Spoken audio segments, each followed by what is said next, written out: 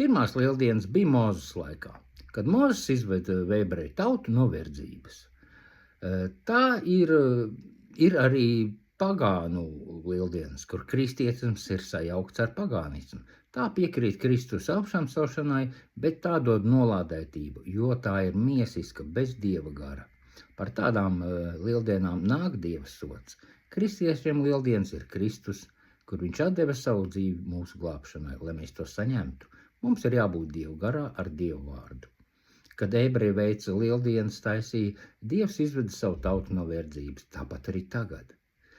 Kas pieņem Dieva lieldienas dotās, tie tiek izvest no verdzības, no pasaules verdzības.